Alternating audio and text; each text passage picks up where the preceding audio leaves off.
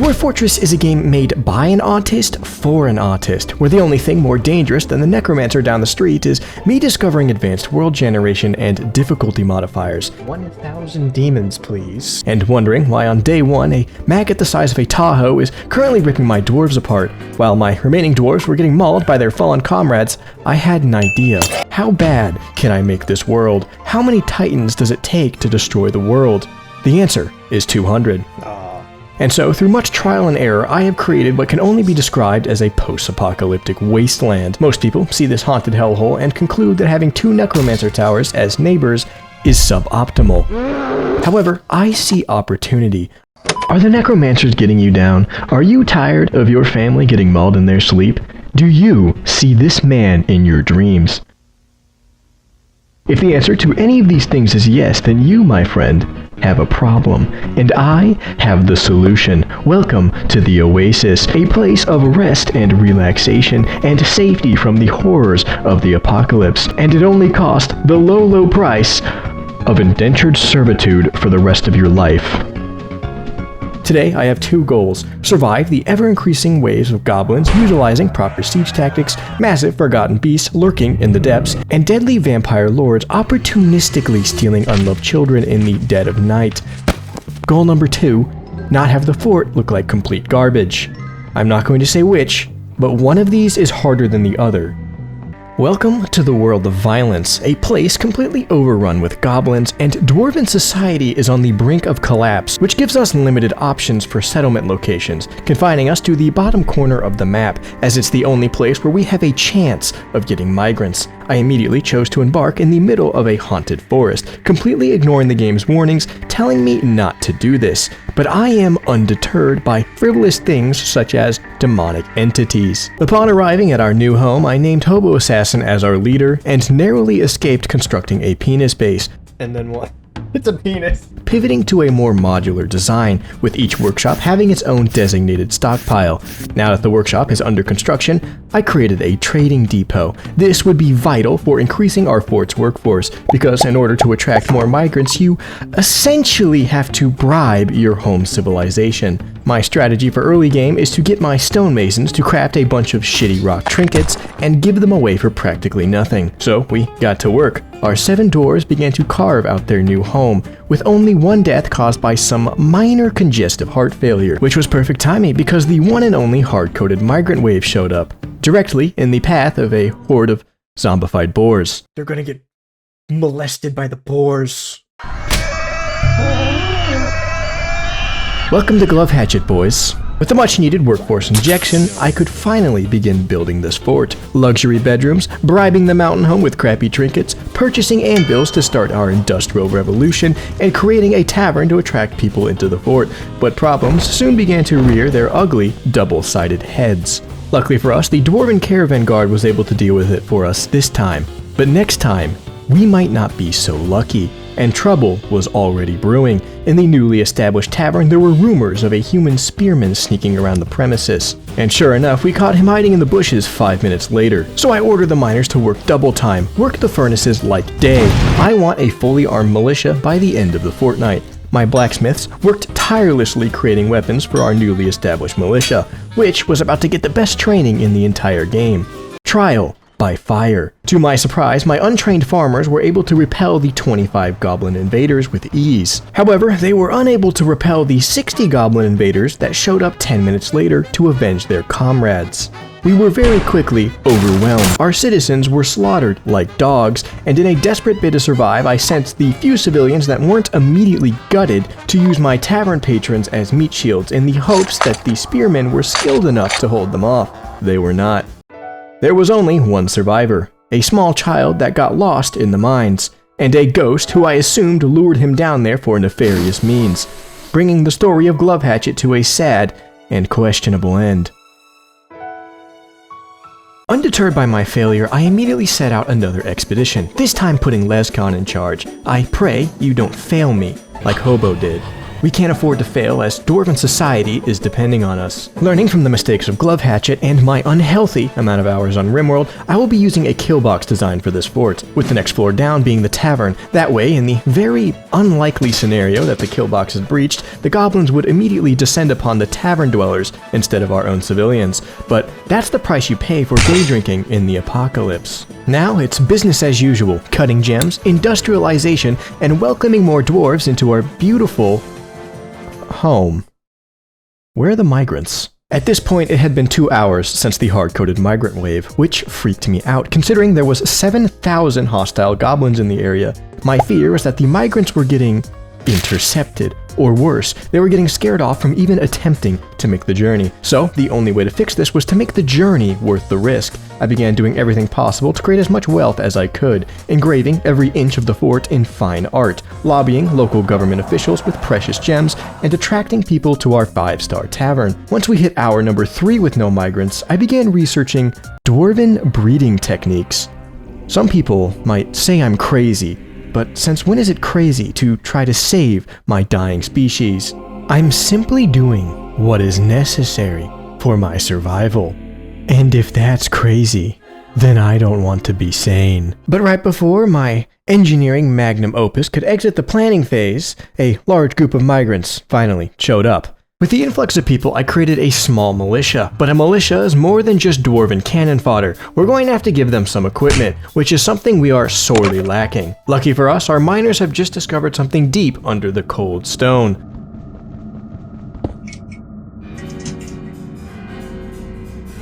Welcome to the caverns, a place full of succulent materials and certain doom. Especially if you turn the Forgotten Beast threshold so low that if so much as a pixie farts, we'll have to replace the entire mining division. But it's well worth the risk, because with the riches the cavern provided, we got promoted from a lowly colony to an official holding. And the second Lescon was crowned Baron of our little humble home, there was a brutal murder in the tavern.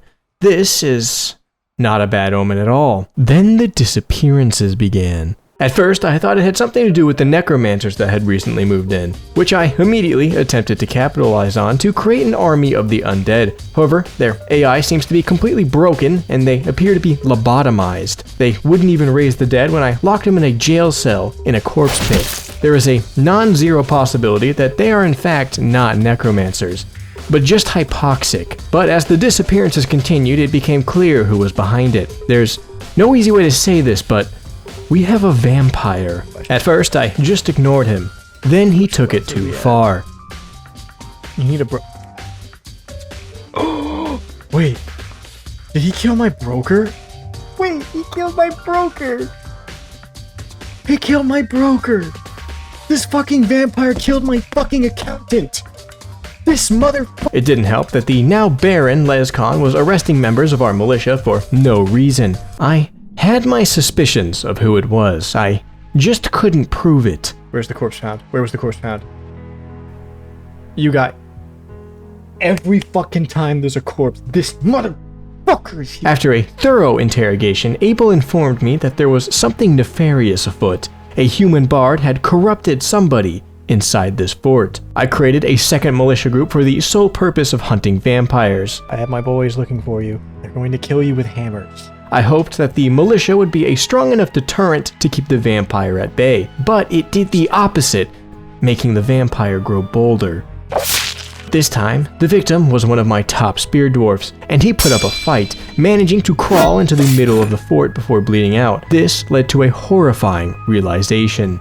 Oh my god, he's been killing my top dudes. The vampire is trying to weaken our defenses. What's his end goal? Killing the newly elected mayor? Lescon? We don't know. As I was deciding my next move, I noticed my tavern patrons bolting out of the tavern.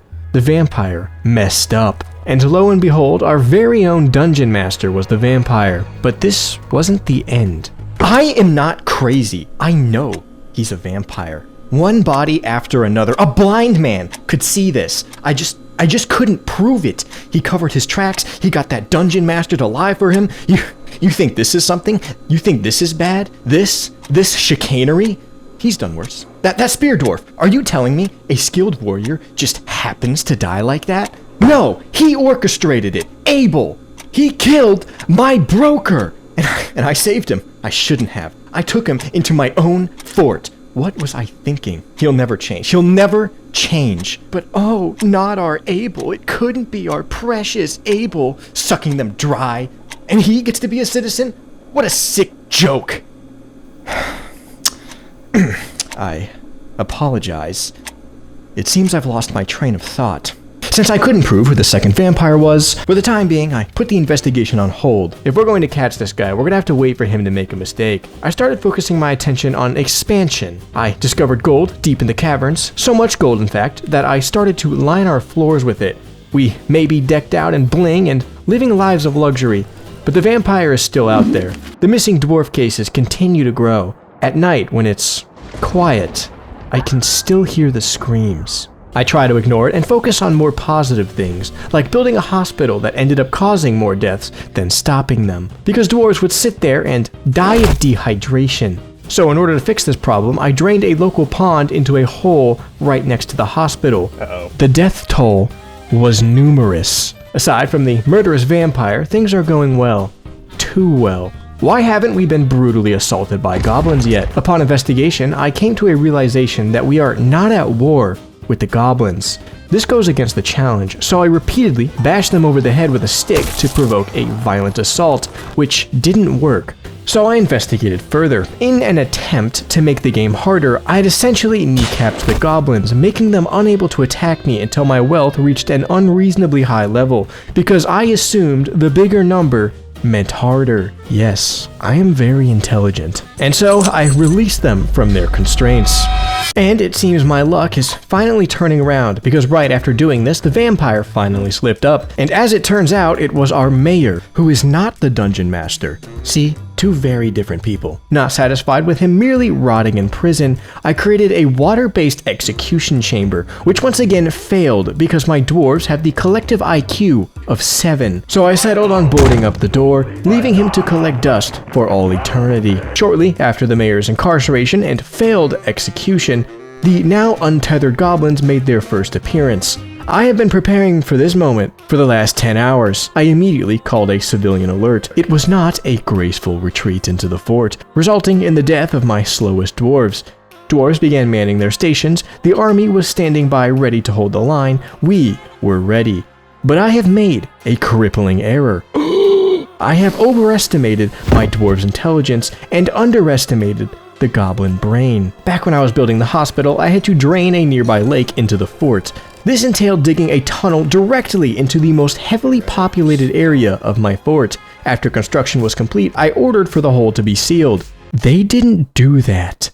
The good news is a lone axe dwarf had defied my orders to hold the killbox and is now single-handedly stopping 53 angry goblins from charging into the fort. The bad news is there's 53 angry goblins ready to charge into my fort with no one to stop them but a single axe dwarf. But this was no ordinary axe dwarf. This was a legendary axe dwarf.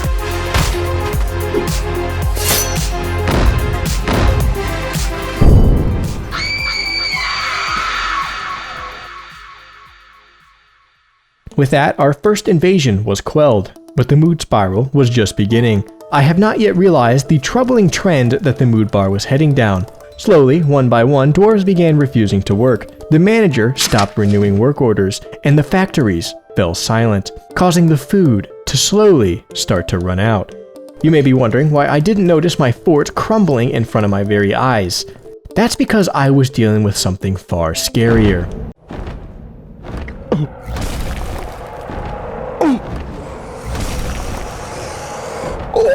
Oh my god! Oh my Jesus! Oh my god. Oh my god. Oh, good lord. My exploration of the caverns was finally coming back to bite me in the ass. Because my military was able to dispose of these forgotten beasts so easily, I had grown overconfident, causing the scourge that is the forgotten beast to grow out of control. It became the military's full-time job to put these things down. It didn't help that the very pissed off goblins were now constantly attacking me, so I ordered an above-ground stronghold to be built in order to help quell this constant invasion. And in the middle of all the bloodshed, our king declared us as the new capital of Dwarven society. I mean, I'm not complaining, but now's not really the best time. So, with that, I have succeeded. I have reached the highest levels of Dwarven society. I have created my Utopia. Except I haven't.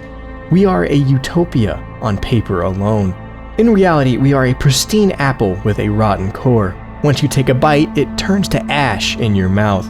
Our mayor was a fucking vampire that killed people, and he was elected for a second term while in his tomb. There is no such thing as a utopian society, because a utopian society requires a perfect world, and we are far from a perfect world.